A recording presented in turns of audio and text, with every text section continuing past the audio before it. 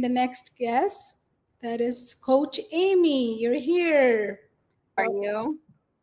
Very good. Thank you. Nice to have you here, Amy. And you are going to be talking about you knew all along, trusting the knowing that was silent, right? Thank you. I'm interested in that. But I do need to introduce you. You stand for helping families reclaim their something. We're going to find out. And she believes inner truth is not something. She is committed to showing parents how to read there. So make sure you listen. She's going to share something very important. And she is here to remind us that our inner truth never, I don't know, please share with us. Thank you. Thank you, Kohila. It's such an honor to be here. We've had so much powerful content already. And this, I feel like my session is a little bit different. This is a moment for us to really settle into ourselves. I purposely do not have slides today. I want us to really feel some things today and really settle into ourselves. There is a part of you that already knows you don't need any more information from me. You don't need me to tell you what to do. That's the essence of what I'm here to share with you today. There's that part of you that already knows, and it always did. But somewhere along the way, the world has told you not to listen to that part of you. Maybe it might have been a teacher. Maybe it was a doctor. Perhaps it was a parenting book. Maybe even it's your own fear of getting it wrong. And we've all been there. But like I said, I'm not here to add any more to your plate, or certainly not here to tell you that you're doing it wrong. That's not what this is about today. This is all about remembering what never left you. I know we do a lot of breathing here, and we've done a lot of breathing here today, but we're going to do a little bit more. We love it. Let's just start by taking that deep breath together and blow it out slowly, either through your nose or through your mouth, whatever feels good to you. And then you can start to settle into your space, into your body, and into your breath. And while you do that, I'd like to share a little bit of a personal story with you. I am an educator, and I am a mom. And as a mom, I really thought that being an educator would prepare me for those school age years and all that they bring, because I've spent years in education. I've taught every grade from kindergarten to 5th grade. I know kids. I've worked with hundreds of families. I've sat in countless meetings. I've talked about these families and their children in these meetings. And I know what those rooms sound like. And I've been the teacher sitting at that table trying to explain a child's behavior. The one that's sitting there silently wondering, what is that child carrying around that we just can't see? But I got to tell you, it's different when it's your child that's being talked about at that table. And you're on the other side of that table listening to all these things. A little bit about my son. He is brilliant. I got to tell you, he's brilliant. He's sensitive. He's creative. He's deeply loving. And okay, so I might be a little bit biased, just a teensy bit, but it really is true. And he's so full of light that if you just give him the space to shine, man, does he shine. So that's how I see him, but that's not what shows up in the emails from teachers or the phone calls or the behavior charts. That's not the message that I get. Instead, I'm told those labels that Tracy talked about earlier that are placed on kids a lot of the time. I hear those words: defiant, rude, disrespectful, even mean to other kids sometimes. We've had lots of detentions. We've had phone calls. We've had meetings, lots of time with the principal.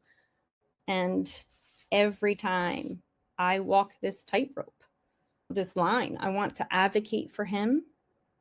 I'm his mom, but I know what it's like to be the teacher in that meeting. And so I don't ever want to be like that parent. Do you know what I mean? The one that's not getting it or refuses to see. So I don't want to do that. I want to trust my instincts, but all these voices around me just get louder and louder. So I sit in those meetings and those phone calls with two versions of myself. I have the educator who understands how schools operate and understands the expectations and what's required for learning to happen and for the school to run smoothly and all of that. I'm that person. I'm also the mother. I'm the mother who knows her child. And I know he's way more than those labels that are being placed on him, right? So I question myself. I question myself so many times because when the system you're in is constantly saying, he's the problem, that's the problem, you can't help but start to wonder if, oh man, maybe they're right. Maybe I'm missing something. Maybe I'm just blinded by my love for him as his mom. And I just can't see what they're saying because I don't want to face it. You really start to question your own self. But what I know deep in my heart and in my bones is that my child is not a problem to be solved. We've heard that a lot so far in this summit. Children are not problems. They're not there to be fixed. And it's really important to remember that. He's not a problem to be solved. He's a person. He's a person who happens to not fit very well into a system that demands compliance over connection. Yeah, it's powerful because when you remember that we are all brought up in this system where compliance is valued over connection, what do you end up with? But here's the thing. I didn't realize, and we've talked about all these things so far in the summit, but here's the shift. I didn't realize at first how much all of this was impacting me too. My body would tense up in those meetings. I would go into protection mode, mama bear mode. But on the outside, I looked calm. I looked rational, very polished, even professional, because everyone at my son's school knows that I'm an educator. They expect a certain level of professionalism from me at that table. So I had been trained to override what I was actually feeling inside. There was a disconnect. I was disconnected from my gut feelings. And that moment when I stopped trusting what I knew, that's when I lost my footing. So what I've come to understand, both through my own healing and through working with other families, is that my nervous system was trying to talk to me, it was giving me signals. I just didn't have the tools to understand those signals and what they were trying to say. So I'd like to share a little something that's helped me reconnect with my inner wisdom. It also helps kids and families as well. It really helps in those moments where you feel overwhelmed or uncertain. And it's something I teach the kids I work with too. It's called your emotional dashboard. So if you think of your emotions like the dashboard lights on your car, when you see something light up on your dashboard, you don't think of it as good or bad or too much. It's just information. It's, hey, something needs attention here. That's all. And your body gives you signals like that too. They're not good or bad. They're just information. So when I sit in those meetings at school about my son, my chest tightens up. My heart beats really fast. My jaw clenches. I sweat. Like I get all these things are happening with my body, my nervous system. And that is my nervous system offering me information. So those are signals from within me saying, this doesn't feel right. Or something about this situation is not aligned with truth. And maybe you've experienced those signals too. You know, when you feel that tightening in your chest before a meeting or that flutter in your gut when someone questions your parenting. That's a big one, right? If someone questions your parenting, we get that feeling that's, ooh, you feel that heat rising up. When your child is misunderstood, it's a big one for me. That's when Mama Bear goes full mode, right? When your child is misunderstood and someone is not seeing them for who they are, you can feel that in your body as a parent. That's your dashboard lighting up.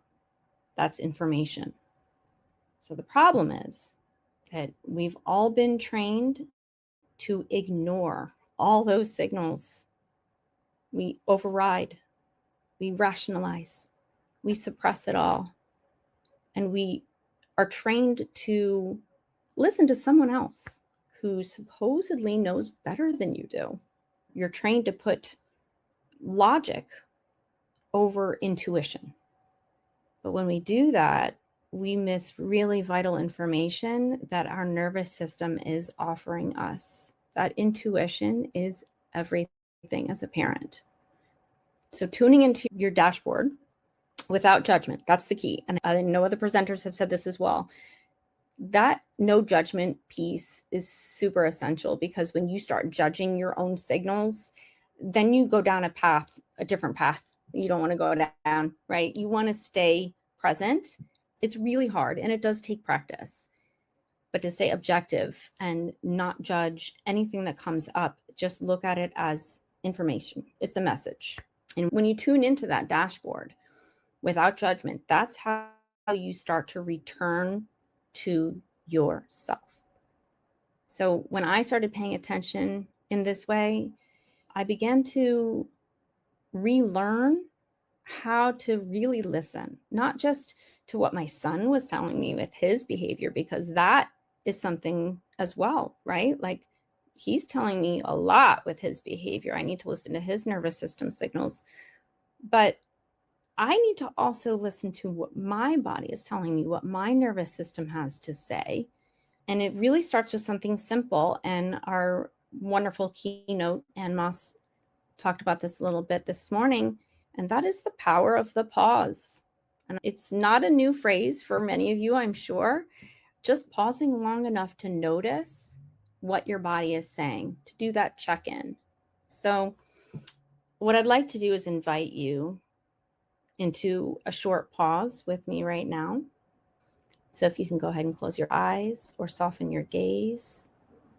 You can bring one hand to your chest or one hand to your belly, or both. I like to do both. Whatever makes you feel really grounded and centered. Take a nice, slow, deep breath in. Slowly let it out. Settle into your body. And we're going to start paying attention to those signals.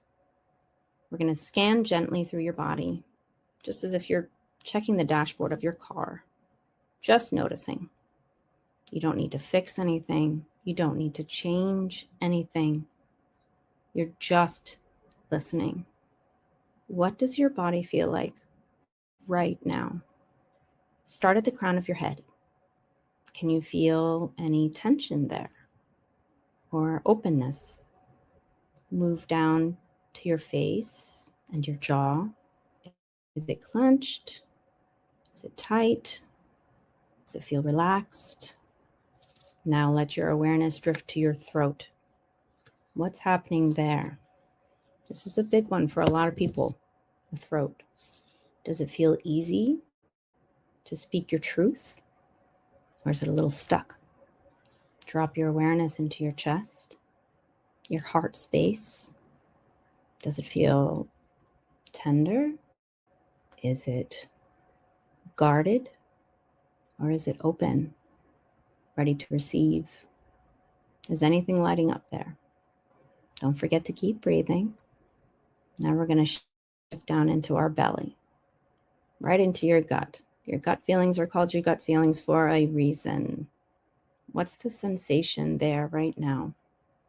Is it warmth? Is it nerves? Is it stillness? This is where our deepest knowing often lives, right there in your center. And remember, you don't need to fix anything right now. None of these signals are good or bad. They're just information. Can't say that enough times.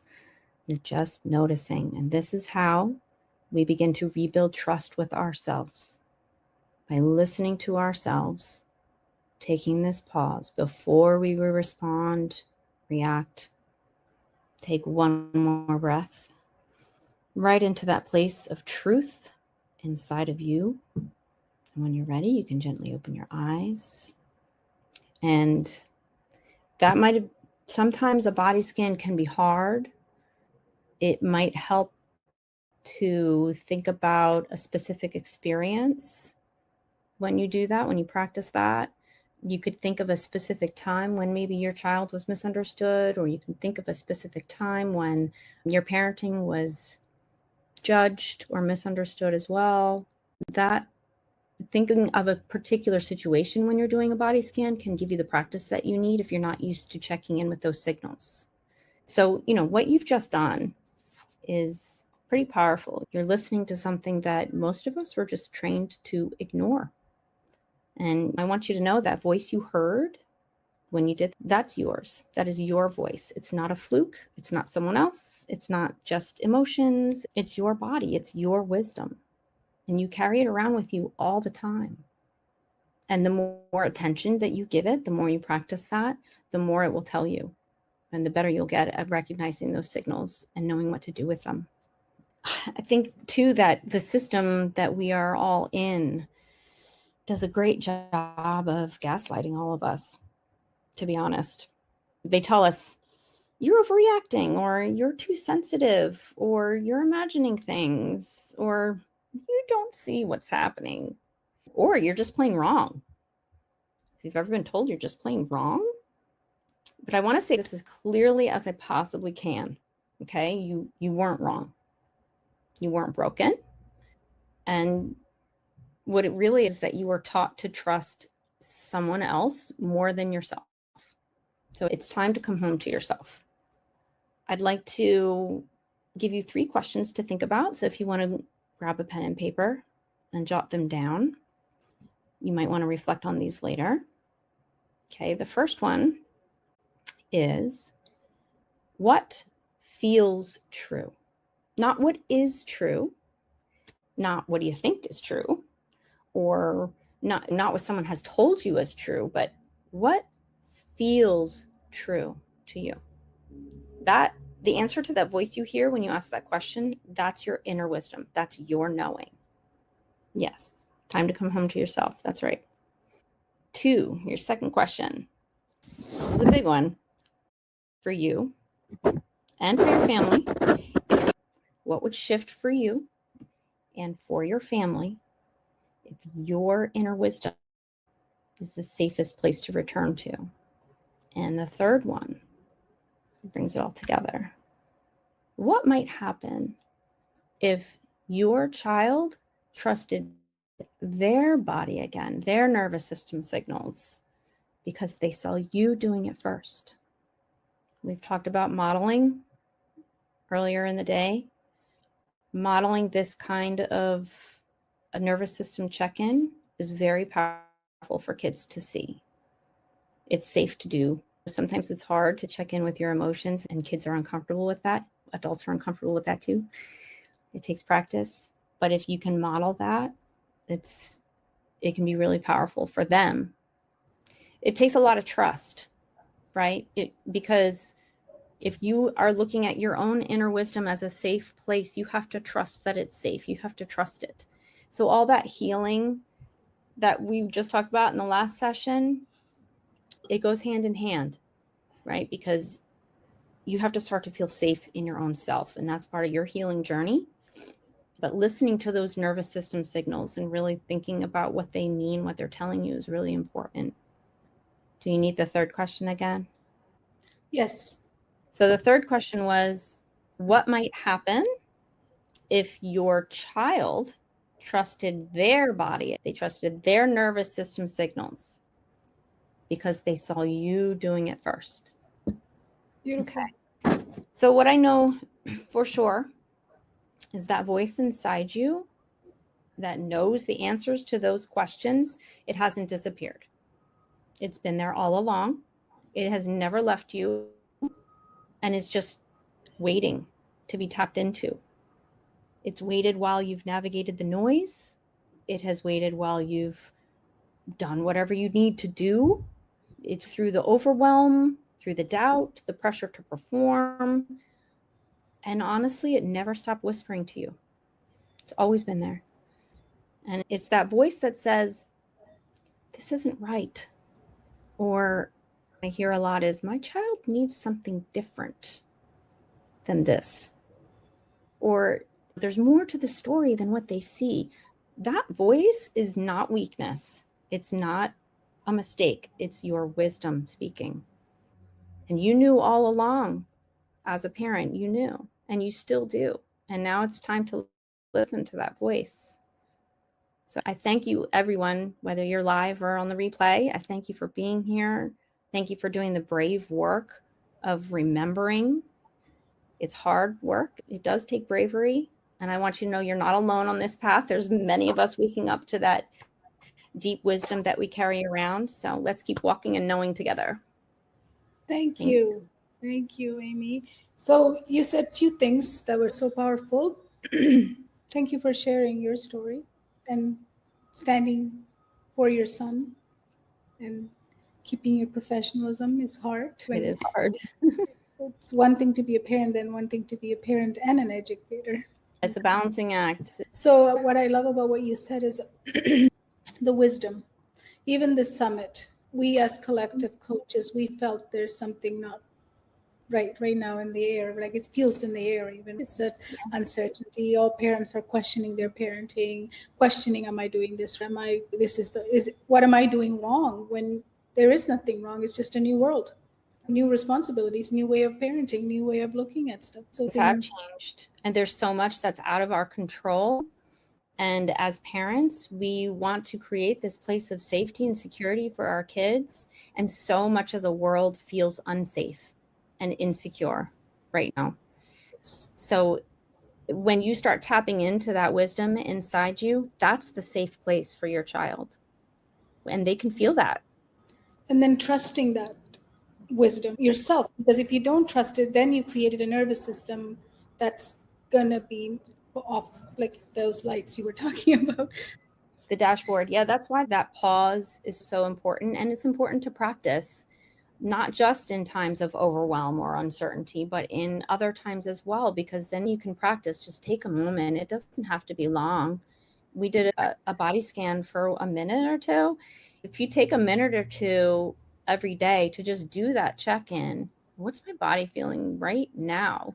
Even in good times, when things are great, what am I feeling in my body right now? That check-in, that pause, you're going to start to trust those signals more and more the more you practice.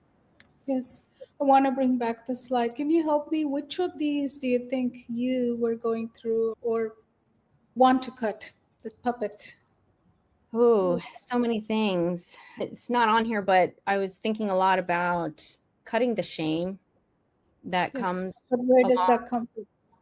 Come through the Right. society, the conditioning, the mass conditioning society. Yes. So no one's answering in the chat. What do you think is going on? Do they not see these strings they're attached to, or it's just you and I seeing it? What's going on? Because I've been asking them about sharing their what conditioning or which one of these strings they're cutting, and no one yet has said it. Is that denial, do you think? Could be. I wonder. Denial is very strong. When you're afraid to think about something, you just don't. You just put it aside. And if you feel like you don't have the answers, you don't have the words, then you just go silent. But sometimes it might not be the words that are important. It might be the feeling that you have in your chest, in your gut, in your throat. That's a big one for me. Speaking your truth with conviction, that's here.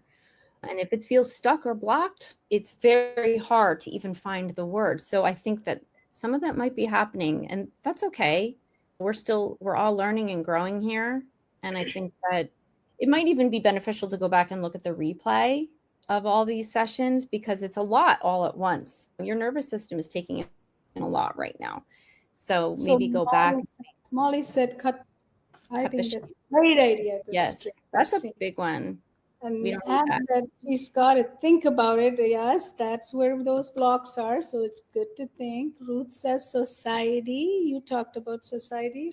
And mass correction is the biggest struggle with my auto community. I think that's what she's saying. Tracy, yes, cut that string. I believe the strings are the pressures of everything. is what Misty says.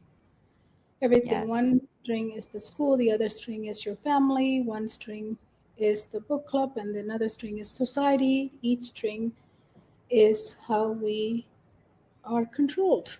Yes. And Exactly. puppets Each moving. string is how we're controlled. That's exactly it, Misty. And we are, as a society, we are conditioned to think a certain way, believe a certain way, and we don't know not to, of course. But Mm. now's your chance to really think about what's important to me. What do I feel? What does my child need? What does my family need? What do I need as a parent to do this? And What that's about this what's one from Kim is very important because we're part of this correct everything at the surface. The doctor knows better. yes. That's inner truth too, right? When sometimes your body gives you more information than the doctors can give you. So that listening, pausing, listening, scanning, that all of the stuff you talked today is so amazing for this. And I'm glad they all shared. Thank you, Ruth. We have mass control. We need to get that. Absolutely. Thank you for being here. Thank you for presenting and sharing. So continue. There's a lot of messages for you in the chat as well. Look at them and respond to. Do you have something to offer our audience? I do. I'm offering 5 days with either a child or parent where we can really explore that inner ecosystem and uncover the root of what's going on. We can really look at that emotional dashboard. We can practice taking that pause together. We can figure things out, what's going on for you. And then we can create a plan together and really figure out what to do about it. Work About together. it. Do something about it. Awesome. Yeah. Thank you for the gift. Thank you, Coach Amy.